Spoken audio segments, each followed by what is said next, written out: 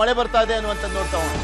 ಮಹಾರಾಷ್ಟ್ರದಲ್ಲಿ ಭಾರಿ ಮಳೆ, ಇಲ್ಲಿ ನೆರೆ. ಮಹಾರಾಷ್ಟ್ರದಲ್ಲಿ ಸರಿಯಾಗಿ ಮಳೆ ಬಂದ್ಬಿಟ್ರೆ ಅಲ್ಲಿನ ನೀರೆಲ್ಲ ಬಿಡ್ತಾರಲ್ಲ ಇಲ್ಲಿಗೆ, ಇಲ್ಲಿ ನೆರೆ ಆವರಿಸುತ್ತೆ. ಬೆಳಗಾವಿಲ್ಲೂ ಮಳೆ ಆಗ್ತದೆ, ಅದರ ಜೊತೆಗೆ ಮಹಾರಾಷ್ಟ್ರದಿಂದ ಬಿಡ್ತಾ ಇರುವಂತ ನೀರಿದೆಯಲ್ಲ ಅದು ನೆರೆಯನ್ನ ಆವರಿಸಿದೆ. ಬೆಳಗಾವಿ ಜಿಲ್ಲೆಯ ಹಲವೆಡೆ ನೆರೆಯ ಸ್ಥಿತಿ ಇದೆ. ಧುಮುಕ್ತಾ ಇರುವಂತದ್ದು ಬೆಳಗಾವಿಯ ಜಿಲ್ಲೆಯ ನದಿಗಳು. ಬೆಳಗಾವಿ ಜಿಲ್ಲೆಯ ನದಿಗಳು ಧುಮುಕ್ತಾ ಇದಾವೆ, ಎಲ್ಲ ತುಂಬಿ ಹರಿತಾ ಇರುವಂತದ್ದು. ಜೀವಕಳೆ ಬಂದಿದೆ.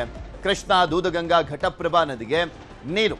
ಕೃಷ್ಣಾ ನದಿ ಪಾತ್ರದ ಜನರಲ್ಲಿ ಮನೆ ಮಾಡಿದೆ ಸಂಭ್ರಮ. ಯಾಕೆಂದ್ರೆ ಬತ್ತೋಗಿತ್ತು, ಮಳೆನೇ ಇಲ್ಲ, ರೈತರಿಗೆ ಆತಂಕ, ಕುಡಿಯುವ ನೀರಿಗೂ ಕೂಡ ಅಲ್ಲಿ ಪರಿತಪಿಸಬೇಕಾದಂತ ಒಂದು ಸಂಕಷ್ಟ ಎದುರಾಗಿತ್ತು. ಅಂತ ಸಂದರ್ಭದಲ್ಲಿ ಈಗ ಮಳೆ ಆಗ್ತಾ ಇದೆ, ಅದರ ಜೊತೆಗೆ ಮಹಾರಾಷ್ಟ್ರದಿಂದ ಬೇರೆ ನೀರು ಬರ್ತಾ ಇದೆ. ಇನ್ನು ಪಶ್ಚಿಮ ಘಟ್ಟದಲ್ಲಿ ಮುಂಗಾರಿನ ಅಬ್ಬರ ಹಿನ್ನೆಲೆಯಲ್ಲಿ ಕಾಡಂಚಿನ ಗ್ರಾಮಗಳಿಗೆ ಹೆಸ್ಕಾಂ ಅಧಿಕಾರಿಗಳು ಶಾಕ್ ಕೊಟ್ಟಿದ್ದಾರೆ.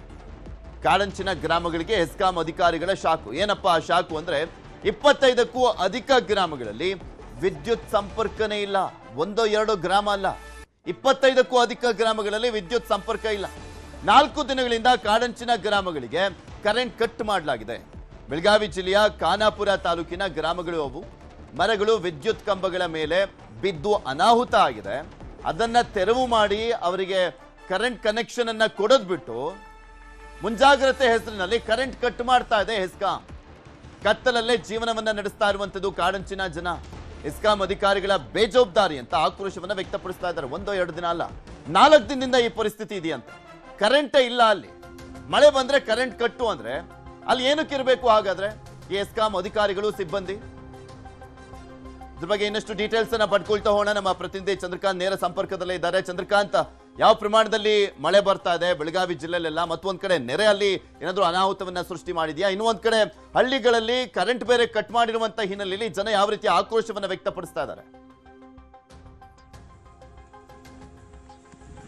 ಪೃಥ್ವಿರಾಜ್, ಬೆಳಗಾವಿ ಜಿಲ್ಲೆಯಾದ್ಯಂತ ಮಳೆ ಆಗ್ತಿರೋದು ಪ್ರಮುಖವಾಗಿ ಬೆಳಗಾವಿ ಮತ್ತು ಖಾನಾಪುರ ತಾಲೂಕಿನಲ್ಲಿ ಕಳೆದ 5-6 ದಿನಗಳಿಗೂ ಅತಿ ಹೆಚ್ಚು ಮಳೆ ಆಗ್ತಿರ್ತಕ್ಕಂಥದ್ದು. ಹೀಗಾಗಿ ಮಲಪ್ರಭಾ ನದಿಗೆ ಈಗ 4200 ಕ್ಯೂಸೆಕ್ ನೀರು ಹರಿದು ಬರ್ತಾ ಇದೆ. ಮಲಪ್ರಭಾ ನದಿ ಈ ಬಾರಿ ಸಂಪೂರ್ಣವಾಗಿ ಏನು ಖಾಲಿಯಾಗಿತ್ತು. ಮಲಪ್ರಭಾ ನವಿಲು ತೀರ್ಥ ಜಲಾಶಯ ಈಗ 4000 ಕ್ಯೂಸೆಕ್ ನೀರು ಬರ್ತಾ ಇದೆ. ಇದು 10% ಮಾತ್ರ. ಇನ್ನು 1 ತಿಂಗಳು ಈ ರೀತಿ ಮಳೆ ಆದ್ರೆ ಮಾತ್ರ ಡ್ಯಾಮ್ ಭರ್ತಿ ಆಗುತ್ತೆ. ಮಳೆಯ ಕೊರತೆ ಇನ್ನೂ ಕೂಡ 26% ಬೆಳಗಾವಿ ಜಿಲ್ಲೆಯಲ್ಲಿ ಇರ್ತಕ್ಕಂಥದ್ದು. ಹೀಗಾಗಿ ಬೆಳಗಾವಿ ಮತ್ತು ಖಾನಾಪುರ ತಾಲೂಕಿನಲ್ಲಿ ಏನು ಮಳೆ ಆಗ್ತಿದ್ರೆ ಇದರಿಂದ ಒಂದು ಅವಾಂತರ ಸೃಷ್ಟಿಯಾಗಿರ್ತಕ್ಕಂಥದ್ದು. ಕಾಡಂಚಿನ 25ಕ್ಕೂ ಹೆಚ್ಚು ಗ್ರಾಮಗಳಲ್ಲಿ ಈಗ ವಿದ್ಯುತ್ ಸಂಪರ್ಕ ಕಡಿತಗೊಂಡಿದೆ. ಏನು ಪ್ರತಿ ವರ್ಷ ಮಳೆಗಾಲದಲ್ಲಿ ಈ ರೀತಿ ಈ ಒಂದು ಭಾಗದಲ್ಲಿ ವಿದ್ಯುತ್ ಸಂಪರ್ಕಗಳು ಕಡಿತಗೊಳ್ಳುತ್ತೆ. ಈ ಬಾರಿಯೂ ಕೂಡ ವಿದ್ಯುತ್ ಸಂಪರ್ಕಗಳು ಕಡಿತಗೊಂಡಿರ್ತಕ್ಕಂಥದ್ದು. ವಿದ್ಯುತ್ ಕಂಬಗಳು ಸುಮಾರು 120ಕ್ಕೂ ಹೆಚ್ಚು ವಿದ್ಯುತ್ ಕಂಬಗಳಿಗೆ ಹಾನಿಯಾಗಿದೆ. ಹೀಗಾಗಿ ವಿದ್ಯುತ್ ಪೂರೈಕೆ ಮಾಡೋದು ಈಗ ಸಾಕಷ್ಟು ಸಮಸ್ಯೆ ಆಗ್ತಕ್ಕಂಥದ್ದು. ಮತ್ತು ಮಳೆಗಾಲ ಸಂದರ್ಭದಲ್ಲಿ ಅದನ್ನ ರಿಪೇರಿಯನ್ನ ಮಾಡೋಕ್ಕೂ ಕೂಡ ಕಷ್ಟ ಸಾಧ್ಯ ಅಂತ ಹೇಳಿ ಅಧಿಕಾರಿಗಳು ಹೇಳ್ತಾ ಇದ್ದಾರೆ. ಮುಂಜಾಗ್ರತಾ ಕ್ರಮವನ್ನ ಕೈಗೊಳ್ಳಬೇಕಿತ್ತು, ಆದ್ರೆ ಈಗ ವಿದ್ಯುತ್ ಕಂಬ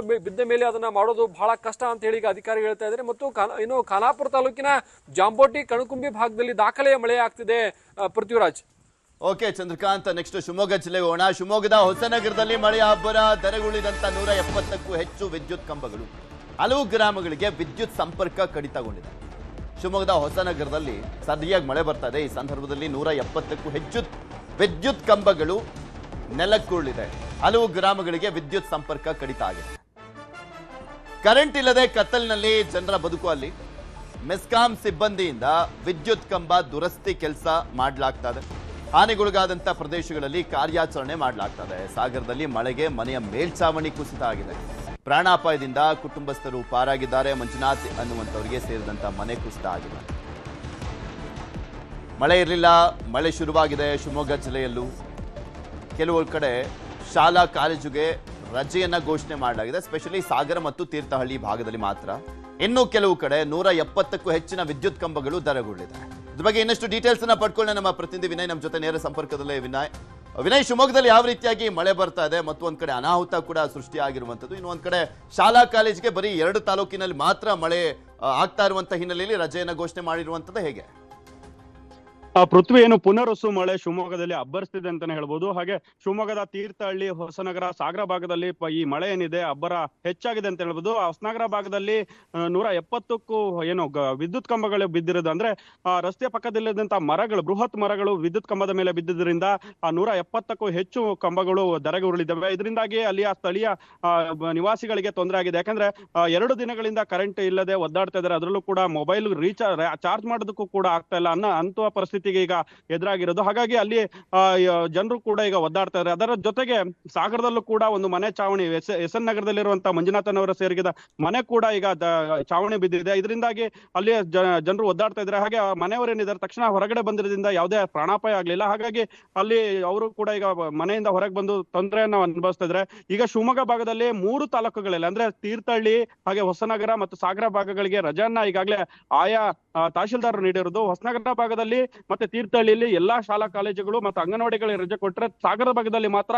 ಶಾಲಾ ಮತ್ತೆ ಅಂಗನವಾಡಿಗಳಿಗೆ ಮಾತ್ರ ಅಂದ್ರೆ ಹೈಸ್ಕೂಲ್ ವರೆಗೂ ಮಾತ್ರ ರಜೆಯನ್ನ ಈಗ ತಹಶೀಲ್ದಾರ್ ನೀಡಿರೋದು. ಒಟ್ಟಿನಲ್ಲಿ ಶಿವಮೊಗ್ಗ ಭಾಗದಲ್ಲಿ ಇರುವಂತಹ ಮಳೆ ಏನಿದೆ ಈಗ ಕಳೆದ 2-3 ದಿನಗಳಿಂದ ಅಬ್ಬರಿಸ್ತಾ ಇದೆ ಅಂತ ಹೇಳ್ಬೋದು. ಹಾಗೆ ಒಂದಿಷ್ಟು ಅನಾಹುತಗಳು ಕೂಡ ಈಗ ಆಗ್ತಾ ಇರೋದು. ಹಾಗಾಗಿ ಅಲ್ಲಿಯ ಸ್ಥಳೀಯ ಆಡಳಿತ ಏನಿದೆ, ಆಡಳಿತ ಕೂಡ ಈಗ ಎಲ್ಲಾ ರೀತಿಯ ಸಿದ್ಧತೆಗಳನ್ನ ಮಾಡ್ಕೊಳ್ತಾ ಇದೆ.